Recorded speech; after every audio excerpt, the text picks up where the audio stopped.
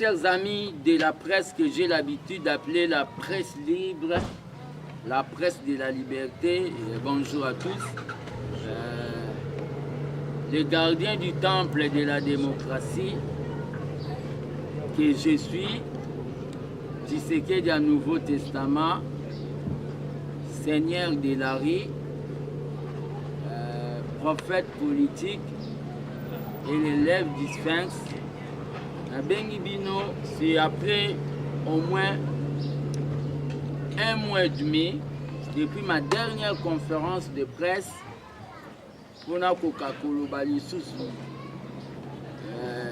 comme j'ai souvent l'habitude de le dire, le modèle c'est le docteur Etienne Tshisekedi. Des fois, il ne parlait pas trop. Dans une année, il parlait peut-être 2 fois. Quand il y a des choses à dire, il n'était pas au babengaka un miracle. Na bengi bino na point de presse pour na meka kolobela ma question d'actualité du moment, la situation de l'Est, la santé de mon parti politique, l'UDPS, la santé de mon parti politique, l'UDPS, et situation ya accident na ngai oyo na salaki oyo dérangeaki un peu beaucoup de gens oyo balingaranga, donc kopesa bango circonstance accident wana et na ndenge lelo na telemi quand même malgré na chaise roulante na beki pona koka koloba liboso na bino. Je vous remercie ndenge bo répondre na invitation ya armée des bâtisseurs tshisekidistes, mouvement politico-social oyo ngana dirijaka au sein de l'UDPS Tshisekedi, un mouvement de combattants non fanatiques. D'abord, merci na Seigneur, merci na Nzambe, Seigneur Jésus, na Nzambe Kimbangu oyo asalaki ke accident oyo nasalaki, c'était le 27 mai, ezala mortel te. Na remercier Seigneur Dieu na ndenge abatelaki bo Moïse. Donc le corps de Tshisekedi, mon corps était touché, mais l'âme de Tshisekedi n'est pas touchée et n'était pas touchée. Nasalaki accident na moto, nabukanaki, comme on va vous illustrer ma photo, nabukanaki au moins 3 places na jambe nanga ya gauche. Donc nde nazaboye lokolo ya gauche eza na bibende na kati. Naza na basalinga plâtre interne na kati. Kubukana na bukani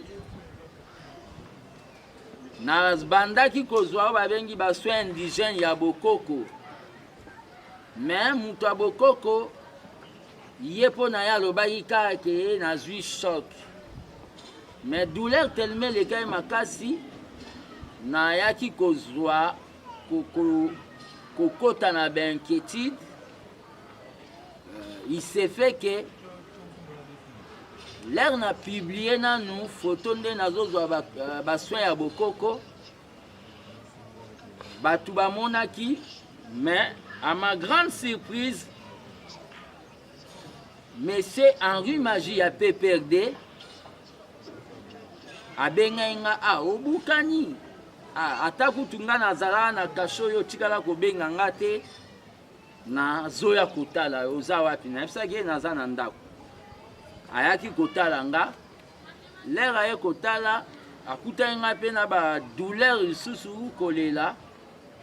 Et Henri Magie alobai non, soko continue na bassoin ya bokoko bakoya kokata yo lokolo. Des fois attendez to soinaka na politique to discuter na politique na kotika ko souhaiter na discuter peut-être na ebembe to na handicapé physique. Vaut mieux à la normale. Henri Magie aye alobi nazo benga maman Olive. Koloba lobi azo benga maman Olive. Premièrement na boyaki alobi non o eza mambo politique te eza makambo etali santé et la santé n'a pas de prix. Ko benga bengi maman Olive et maman Olive alobi est-ce que kolinga koya Henri Magie à l'obit nazo solana et pour convaincre né et ma famille biologique ba leva qui équivoque ba bi kende nzambe a obatela na yoko kende na ba bengi initiative centre hospitalier initiative plus ya maman Olive ko kende na kei bazui soin na ngai ba yoko constater que na bukani 3 places donc na bukani 3 places bokomona ba photo ba ko illustrer et ba interner ngai ko interner ngai ba yoko sala nga opération de 13h à 20h. Opération ba sali ngai nazalaki internet ti ba yoko autoriser nga c'était le jeudi oyo 23 nabima et tellement que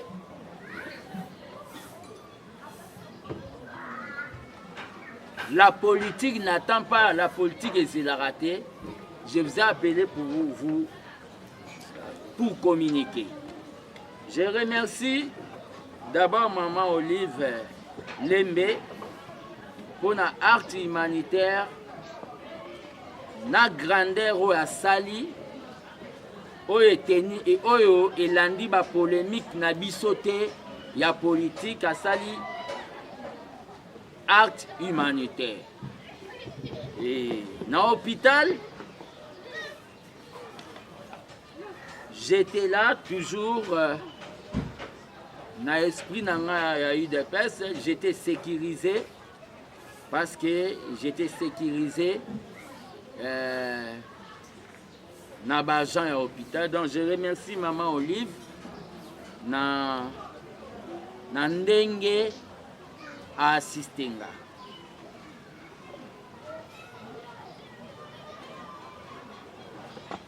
Mais vaut mieux tard que jamais, mon parti politique l'UDPS batumisusu balobaki par rapport na ndenge nazwaka ba position nanga asoka kokufa akufa soki asali yango ka po azwa mbongo. Ok, nabukani sérieusement. Mais le secrétaire général ya UDPS Augustin Kabouya, c'était des gens en retard. Il a eu à m'assister. Moi je suis un homme honnête. Je ne peux pas le nier. Merci beaucoup. Malgré nos divergences politiques, Kokabwana Nabiso na makanisi, Abosanaki, Yango quand même, Yaki Assistakinga, na moment où j'étais déjà dans l'hôpital. Et bien là, Batoubaïba et Nazalaki hospitalisé na Kimbanseke, un vrai politicien, l'air à zozwa traitement, Baye Bakate. Tout ce qui a koufi dans nos familles, balobeli makamute, baye baka te, bayaka koloba si tout est ok. Donc bato baye baki, je ne pouvais pas dire aux gens que j'étais dans l'hôpital tel naissance. J'étais dans l'hôpital, il y a maman Olive Lembe Kabila, initiative plus. n'a remercié. La santé n'a pas de prix. Si j'étais devenu handicapé, il n'y a pas si on continue le combat. Donc, ce sont des faibles d'esprit. Ndeba kotika la jamais comprendre, mais bateau bazan intelligence ba comprendre que n'allait na choité parce que la situation n'andenge nazana musalate la situation ya famille nanga modeste. Moi je n'ai pas honte de le dire, je suis des familles pauvres ya monde na kota na combat pour na social ya ba congolais na situation na famille nanga balingaki ba koka facture il y a $5,000 oyo écoutez pour na ko soit soin nanga ote balinga ba kokani. Ça on doit se le dire. Donc moi je suis un homme de vérité. Là-dessus il n'y a pas question de trahison. C'est ma santé, mon corps. Je n'avais pas l'assistance. Je suis allé, les gens peuvent aller dans le passé de l'armée des baptistes tshisekedi, na ba messe patriotique, na bandai kosala. Un jour, na lobaki, na ba matinée politique, il y a ABT, armée des baptistes tshisekedi. Comme on a eu le pouvoir, nous devons créer tout ça là et le komoko babengi polyclinique ou centre hospitalier de 13 parlementaires. Centre hospitalier de 13 parlementaires. Oyo moyennant contribution à chaque combattant il y a $1. Mukola reçoit problème il y a santé à aucun besoin soin batu oyo balanda kanga bayebi na lobakango. Mais eza eloko yo et salamate, il y a un monde des fois quand les combattants sont malades, des fois ba misusu batika na handicap, ba misusu pe ba kufa na ba maladie nango cause ya manque ya organisation. Donc aux autorités qui ont la gestion quotidienne des lits de peste, ba koka ko penser ya ko sala entité mo sanitaire pour na ya ba combattants oyo na cas accident ya cas maladie bakoki ya kozwa ba soin. Nous sommes des socialistes. Revenons maintenant à la politique du moment. Nagobandana nous na politique oyo etali situation de l'Est.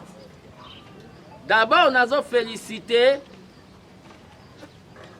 ba Congolais nyonso de toutes tendances confondues, c'est-à-dire les mouvements citoyens, la Mouka, Nouvel Élan, Ensemble pour la République, l'Union pour la démocratie et le progrès social l'UDPS, ba Congolais nyonso oh ba lakisaki vraiment âme patriotique, amour patriotique, l'unité pour un Congo uni, na makambu oyo ya agression, il y a évasion, il y a République du Congo par ce qu'on peut appeler les Rwandais. Nos ennemis, les Rwandais. Na félicité ba Congo, les nyonso du nord, du sud, de l'est et de l'ouest. Na eloko wana pe na epsi bango bazala toujours vigilant, ba baisser brater parce que nous sommes déjà dans un état de guerre. Nous sommes dans un état de guerre. Et nous sommes dans un état de guerre.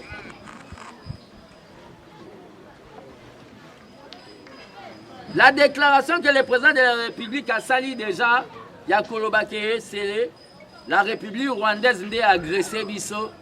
Et ça a une déclaration silencieuse. Il y a état de guerre que nous sommes vis-à-vis à Rwanda.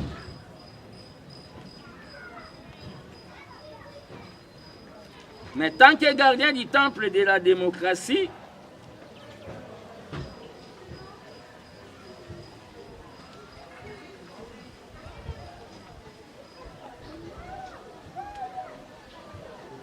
je tiens à rappeler le gouvernement des Warriors que MONUSCO Ils ont composé au moins une trentaine de pays. Bakoka ko rappeler MONUSCO rôle nango, c'est-à-dire plus de 30 pays bazana MONUSCO. Le gouvernement doit rappeler MONUSCO rôle nango. Comment MONUSCO avec 30 pays pendant au moins plus d'une vingtaine d'années bakoka retrouver situation dans STT. Et en rapport avec les forces Oyo, Yabasiz, Yamasolo et Salamaki na Kenya. Je félicite le gouvernement congolais. Je félicite le gouvernement congolais. Je félicite le gouvernement congolais. Natina ete ndenge baboyi Rwanda ekoka kozala na force sous-régionale wana. Pe koboyo baboyi Rwanda ezala na force sous-régionale wana. Mais tant que gardien du temple, Uganda lokola bapesa ki pesa munu passage na Rwanda po bakota na M23 na bango. Ngai gardien du temple de la démocratie. Nazoloba, même si Ouganda, nous n'avons pas confiance, je n'ai pas confiance à Ouganda. C'est-à-dire, Ouganda paye bakoki pe kozala pété. Pour bazaba complice, la situation ya Est. Par rapport, quand un politicien parle,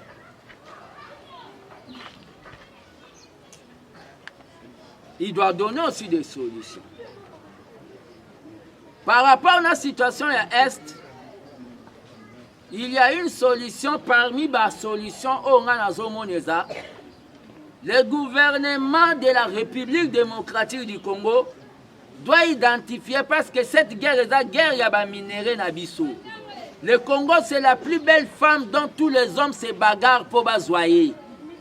Mais Rwanda na ba Burundi na ba Uganda ba comme ko se bagarrer na ndenge ya mabe. Na kotangisa makila ya ba Congolais.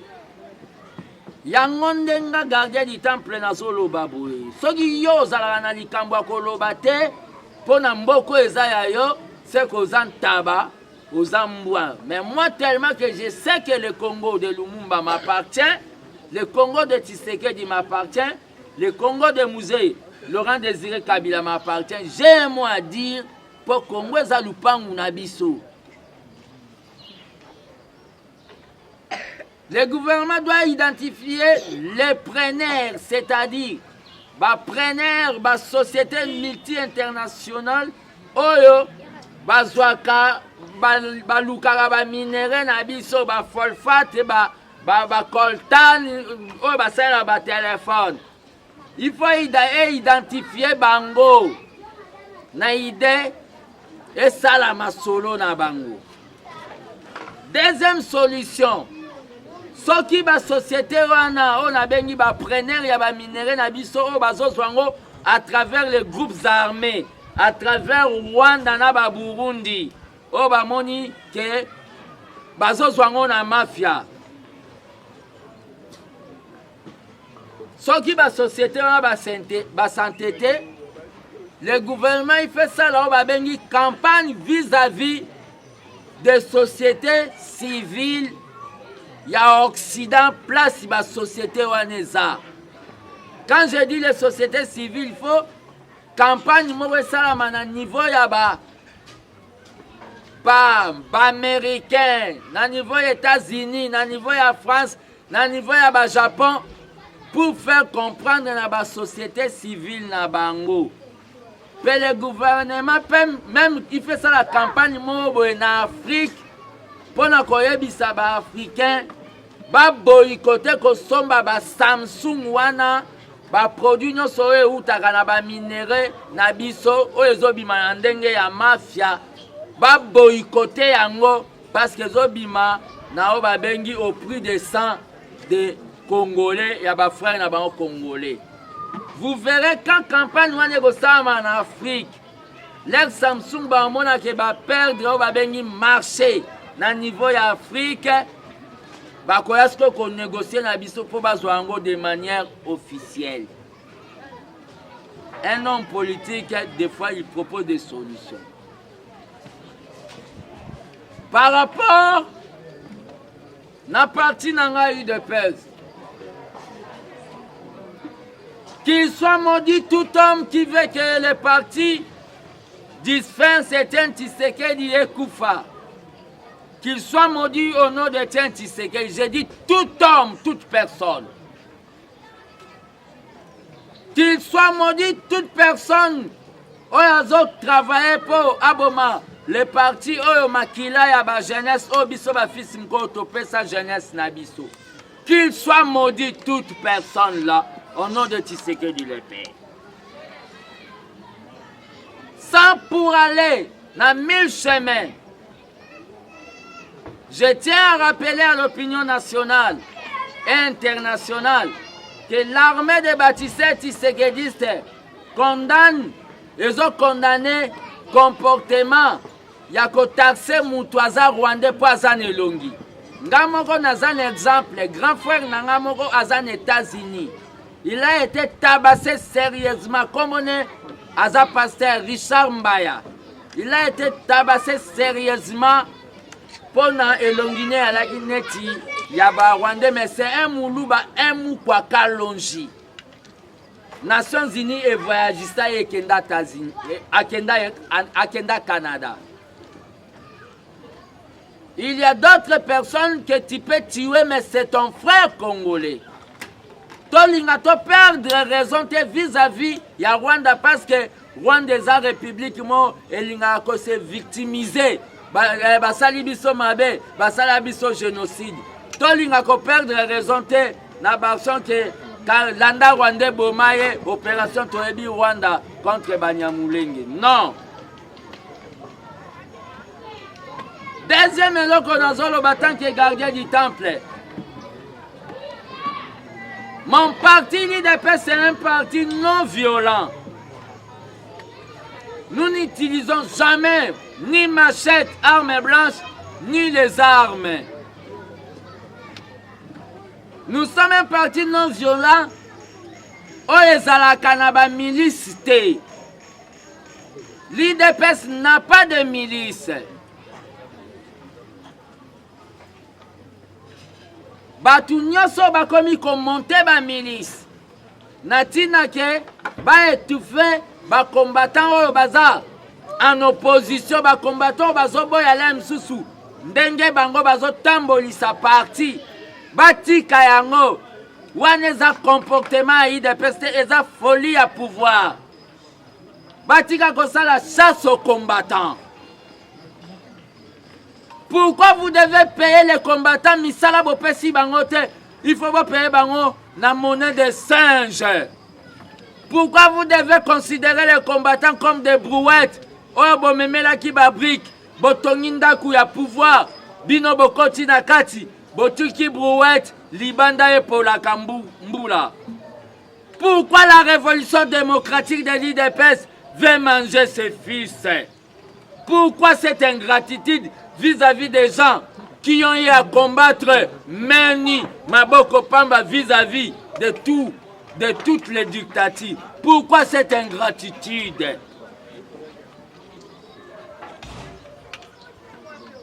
Tant que gardien du temple, combattant jusqu'à la mort, j'ai dit ceci.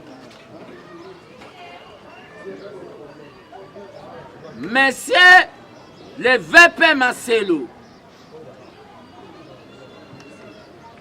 la décision aujourd'hui, Yakobanda, Okoki Koboya, Port Abateni, Okoki Kopekisa, chassi entre guillemets na ba Rwandais, mais Okoki Kopekisa Batu liberté, Yakotele Mamisa Tumine 5 te pour ba discuter makambo mboka na bango.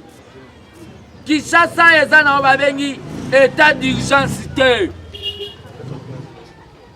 C'est eza pe na babengi bouclage te. Cette décision, c'est une décision antidémocratique. Je demande à tous les combattants, partout où vous êtes, de boycotter cette décision. Cette décision, et cette décision en marche en arrière. Même Kabila n'a jamais pris cette décision. C'est une décision qui démontre aujourd'hui, noir sur blanc, que M.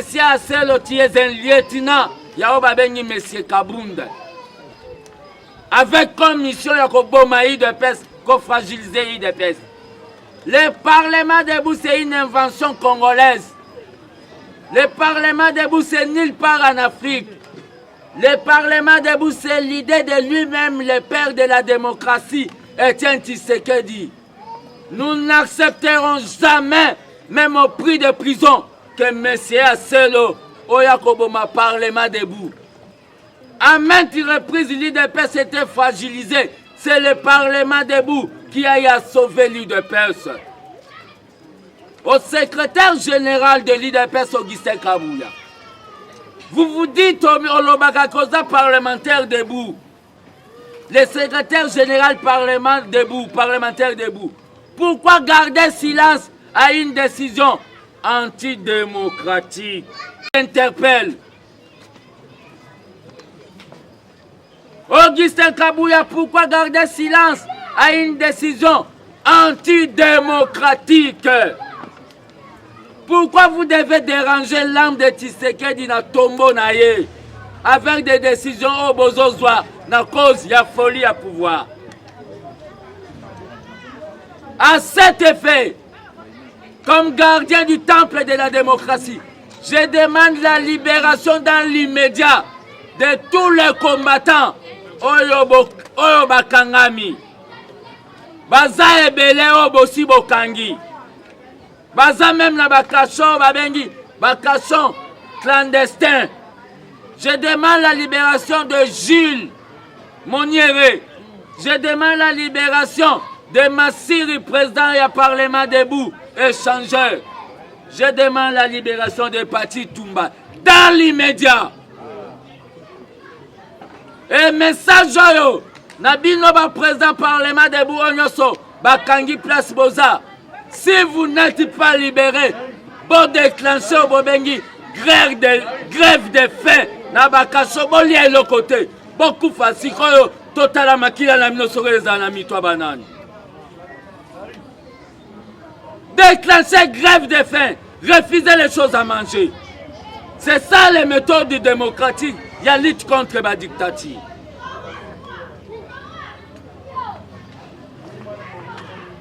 Vous n'avez pas donné le boulot aux parlementaires debout. Seulement des prisons que vous voulez donner aux parlementaires debout.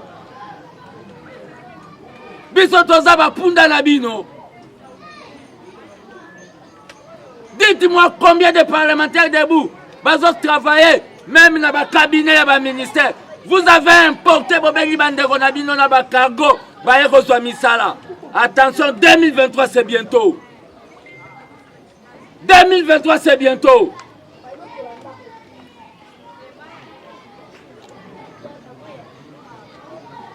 « 2023 c'est bientôt.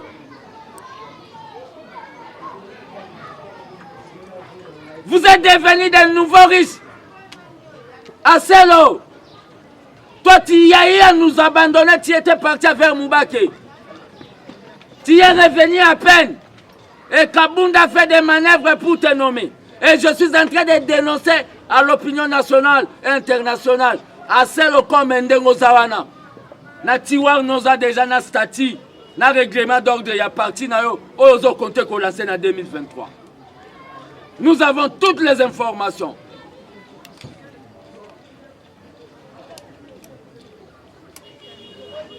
Vous envoyez des soldats, arrêtez les gens. Osez envoyer un soldat, m'arrêter. Bon, mais Bemba Pamba. Moi, je suis un Ambatalakouf, un homme qui est prêt pour les sacrifices. Vous voulez jouer avec nous ou quoi? Vous voulez jouer avec nous? Je dis, je vous remercie. Bien, Maboko.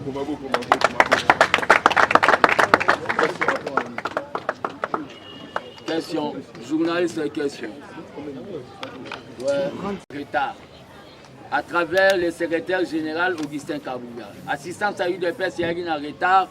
Je n'avais pas le choix parce que santé d'Angé Alaki déjà, et ben, le colo na Boukana comme il s'est détérioré.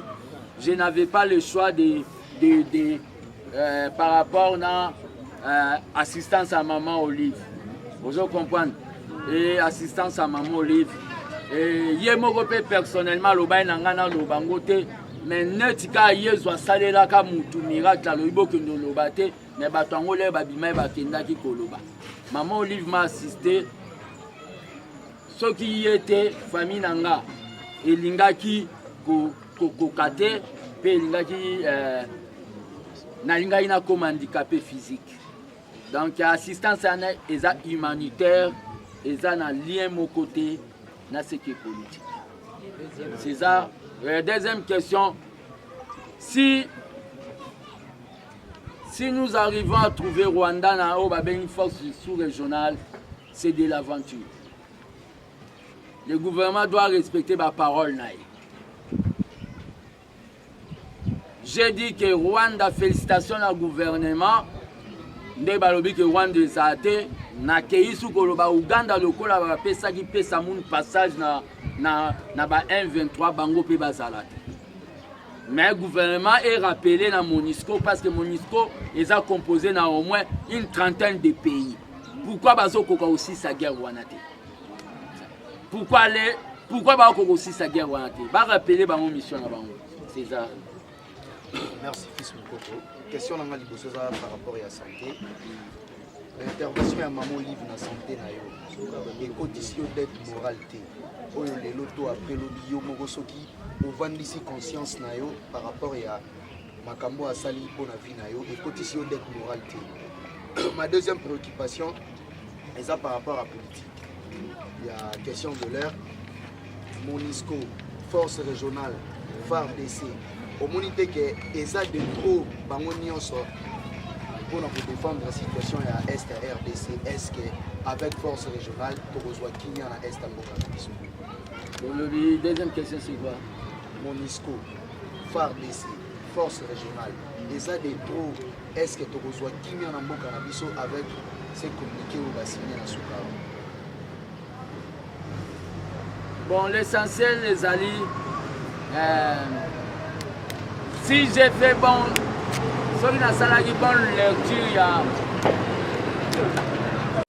ceux qui n'ont pas bonne lecture, Est, le président de la République est en train de faire une politique d'isolement du Rwanda. C'est-à-dire, comme le Rwanda, il y a auteur, compositeur, commanditaire, il y a situation à Est. Le président de la République a accepté force sous-régionale Rwanda. Na idée, l'air bango bakozala nation, Rwanda sali ba manœuvre na bango wana, et kokoma likambu na biso mo côté l'air baboma Kenya moko, babomi Tanzanie moko, babomi Burundi, et comme appelle likambu ya ba pays ya sous-région wana. Mais et kozala na cadre ya ko isoler Rwanda. Optique Rwanda, là je suis d'accord, mais Rwanda Zalate. Vous comprenez? Les Zalate, ils force sous-régionale, sauf souris, c'est-à-dire Nabutu Boye, Namoïboye. Non. Vous comprenez? Rwanda Zalate. Même aussi Ouganda. Deuxième éloko, au lobby, assistance Nanga, et pas maman Olive, dette morale. Personnellement, dans notre Bisayo, aux journalistes autobanda depuis Tshisekedi le père. Est-ce que fils Mukoko je ne suis pas manipulable? Batunusu Bako Kanisa que peut-être assistance à maman Olive et cause à la point ya kokota Nangai na PPRD bazo rêver. Les jours que je verrai que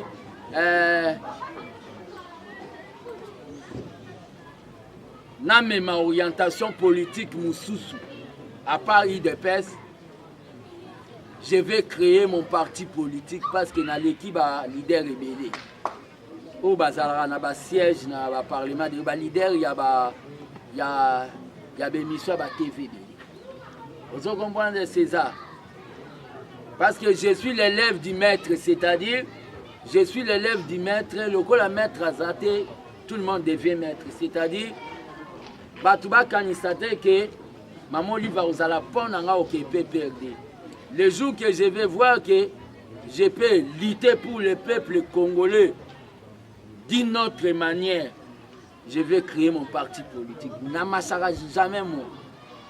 Mais je suis dans l'IDPS et dans la logique du parti, toujours où ils ont les peuples d'abord. Oui, après on va chez Tati. Fils mon coach, Chantal Balabi, lequel vous magazine. Na IDPS va traiter au traître. Quand on comment on coupe la caméra, la maman Mida, Boulouse à la Zala. De l'autre, moni, maman Olive, a joué des soins médicaux. Est-ce que aux hommes on a été que l'on est au salaire que l'IDPS va traiter au traître, il va vraiment bien. To et au côté l'eau bobo, ils ont peut-être des bêtes dans un mal au digérant. Et le mouton retraité un traître pour la Kimbamou tout droit. Mouton retraité un traître, qu'est-ce qu'il a amené comme $1 pour Ngana Kokako côté ligne. Mouton a retraité un traître. Il a amené quoi pour Ngana Télé Maliboso na Binolé.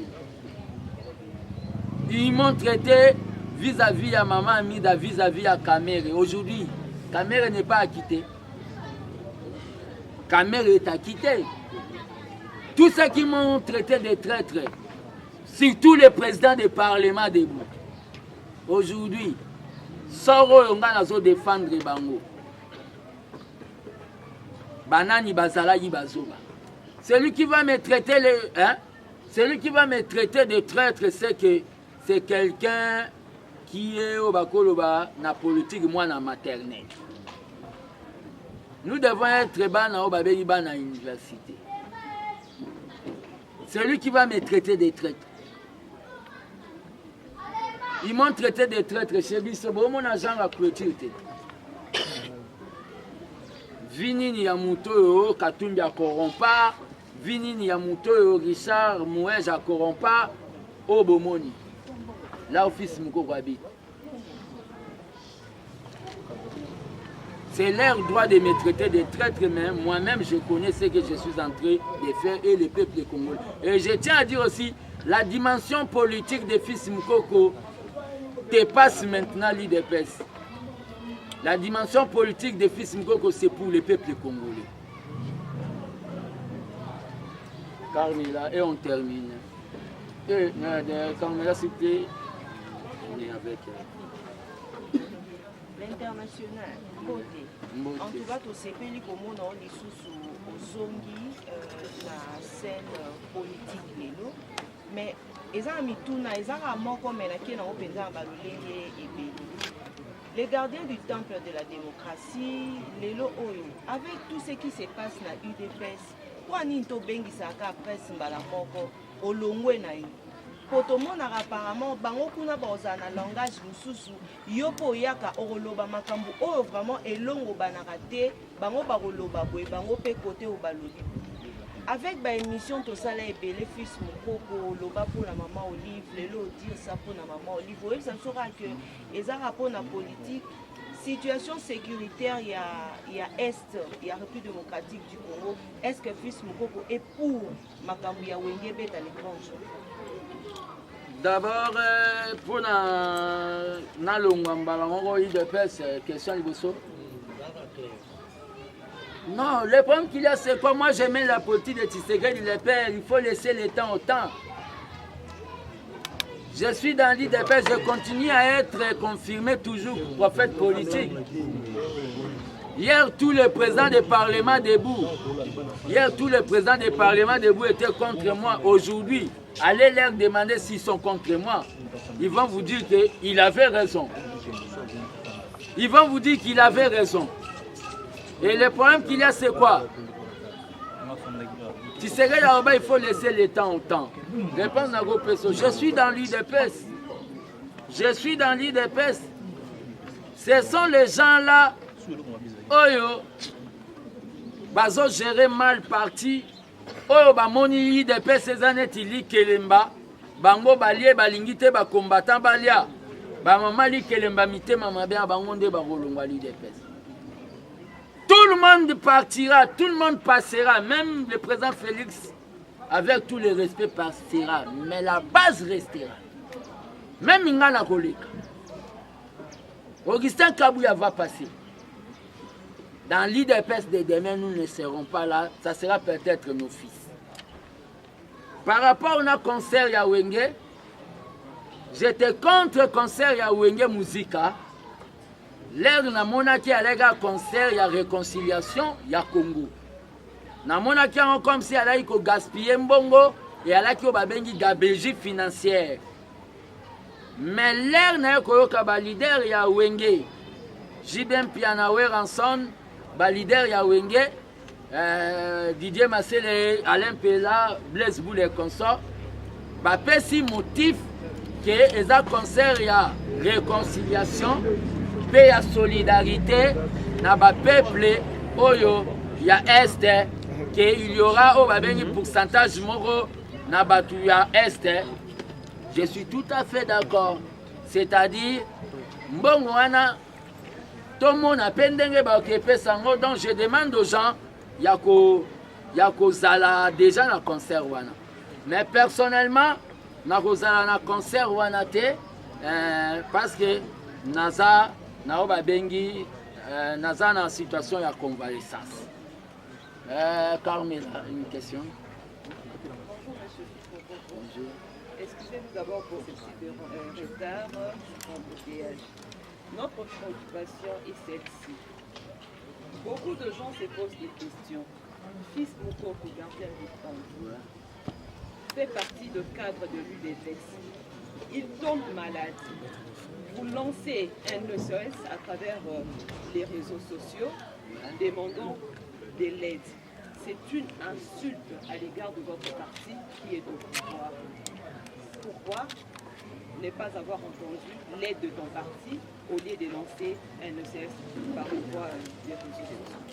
En dehors de ça, l'UDPS, parti au pouvoir, on ne vous sent plus. Aujourd'hui, na biso que oza toujours na kata UDPS. Ba matinée politique eza lisusu te. Vision à UDPS eza nini? Bozo kende wapi? Merci beaucoup. D'abord, je vais commencer à dire il y a les Congolais. Oh, bah c'est pela que fils Moukoko à Salagaban qui il dit rien que la vérité. Azalala kaka pona parti na ye kaka te mutadia lelo, il dit rien que la vérité. Est-ce que ba Congolais wana non. On a aussi beaucoup de zéros, hein? On a aussi beaucoup de zéros. Moment nanga nanu ya komero nanu kokite. Je dois vivre la victoire du peuple congolais. On dit des fois être héros c'est bon, mais des fois aussi il ne faut pas aussi aimer les héros car les héros ne vivent pas pendant la victoire. Vous comprenez? Donc c'est ce que je tiens à vous remercier. J'ai dit que malgré je suis en convalescence Nazanase, l'armée des bâtisseurs Tshisekedistes, porte naeza ouvert pour na ba Congolais nyonso baza en espace national pe o baza libanda o bako représenter biso na libanda. Bureau ezali et obanda travail na kobanda ko assister ba secrétaire généraux bazali madame Verona, madame Bibiane bazali ba koye bandeni ba obando conduit ba matinée politique na biso ya ABT. Numéro na biso ya contact ezali plus 243 85 084 65 55 plus 243 85 084 65 55. Wana eza numéro oyo ya gardien du temple de la démocratie. Merci.